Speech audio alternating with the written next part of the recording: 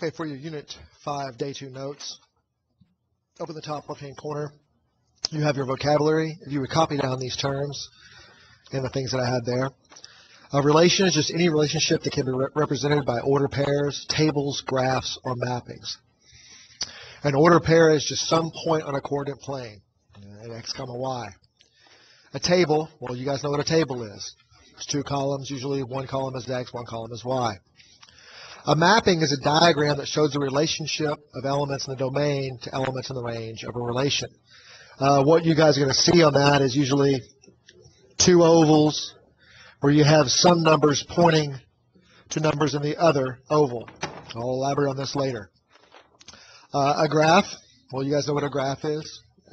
Coordinate plane and so forth. And here's the big one. Here is the money definition. And that is what the definition of a function is. As you're copying this down, let's think about what it means. It is a relation. It's going to be order pairs, tables, mappings, graphs, and so forth, in which every input, every x, is paired with exactly one output, or one y. If you have an x that's paired with more than one y, it is not a function. Okay. Let's go to the top right-hand corner and let's elaborate on some of these things. You are giving a relation, a bunch of order pairs, -2, -1, 0, 3, 1, 5, and 3, 9. Now, we're going to represent these in all the other different forms. We're going to also talk about what the domain and the range is, and then eventually we're going to ask the big question at the end, whether or not this function, well, whether or not this relation is or is not a function, and we'll talk about why or why not. When you do your mapping, you have your two ovals here. All of your x's will be over here in the right oval. All of your y's will be over here in the right oval. Okay? In other words, what you're writing down here, all your x's, are all the elements of your domain. So if you look at those order pairs, I'm going to write down all the x values from those order pairs. In the second oval, I'm going to write down all the y values, or all the elements of the range. And then I'm going to draw an arrow from all the x elements to all the y elements, which share a ordered pair. So -2 is going to point at -1. 0 is going to point at 3, 1 is going to point at 5, and 3 is going to point at 9. Notice that none of these x values have more than one arrow coming out. In other words, all of these are pairing up with just one y. For the graph, let's plot all these order pairs. -2, -1, 0, 3, 1, 5, and then 3, 9 is somewhere way up here. Okay. For the table, I'm going to write down all the x values and all the y values.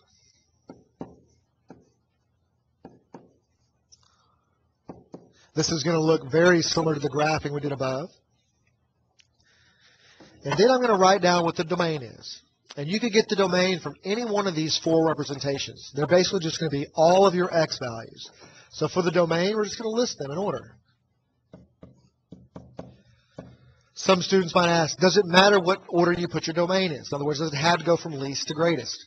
It does not matter. As long as you get those four elements correctly, it doesn't matter what order you put them in. So for instance, when I do the range, or all the y values, I'm going to mix up the order. And it's still going to be right. I'm still getting the correct values inside that set. All right, money question here. Is this or is this not a function? Yes or no? This is a function, so I'm going to circle yes. Why or why not? Well, the reason why it is that each x is paired with only one y.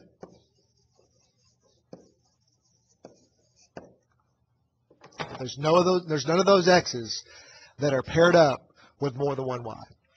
Okay, bottom left-hand corner. You're giving a mapping. Two ovals. Remember that all the values in the first oval are your x values. All the values in the second value or oval are your y values. Okay, so here's all your x's. Here's all your y's. Okay, let's graph it. Let's make a table and eventually write down all of our order pairs. Figure out what the domain and range is, and then eventually answer the big money question at the end. Okay. With the graph, we have -2 that pairs with 3. So that's the order pair -2, 3. Okay, so that's there.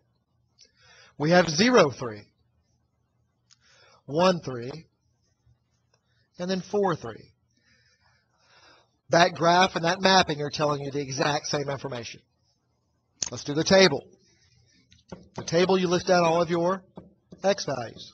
Negative 2, 0, 1, and 4. Now, the y value, there's just one of them, but it's going to show up 4 times because all of those x's are paired with that 3. For order pairs, this does seem kind of redundant, and it should, because what you're writing down is the same information, just in a different form. For your domain here, we're writing down all the x values. You could get it from any one of these representations. It does not matter what order you put them in. For the range, folks are going to ask, okay, well, there's a 3, but it shows up 4 times. So do we have to list it 4 times? You can if you want. It's not wrong, but it's not necessary. You just need to say that there is one element in that range. There can only be a 3. All right, money question. It's saying function yes or no. Well, this is a function. It is yes. And the reason why is just like before. Each x is paired with only one y. Okay, now some of you might be saying, well, wait a second, Mr. G, but it's all the same y. Well, it doesn't matter. As long as, like I say up here, as long as that negative 2 is only paired with 3, and there's not another negative 2 that's paired with something other than 3, you're okay. Also, notice up here at the graph. Notice what kind of pattern those dots make.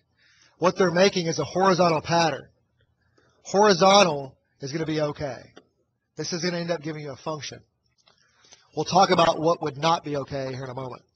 Okay, bottom right-hand corner, last one. You're given a graph. And I've given you 4 order pairs there. You can see the dots. We're going to take those 4 order pairs and do a mapping, a table, order pairs, and so forth.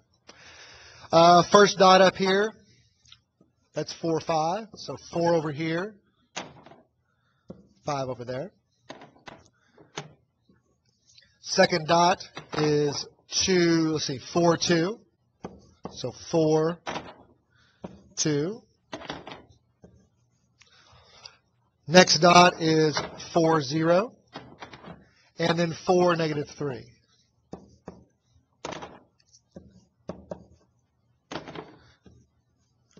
Okay.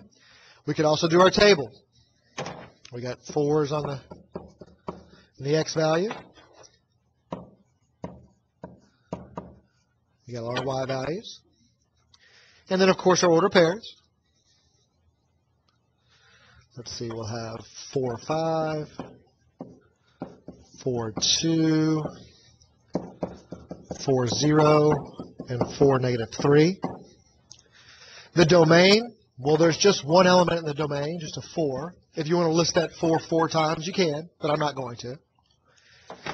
Then you got all your range values. Okay, so those are all your y values. Now, what is this or is this not a function? What do you guys think? Hopefully you guys circled no. Well, why not? The reason why not is because there is an x, in this case 4, which pairs with more than one y. Okay. Another way we could have done this mapping over here is just to write down 4 once.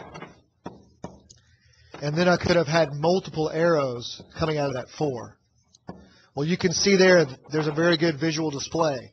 There is one x that's pairing up with multiple different y's. When that happens, that is not going to be a function.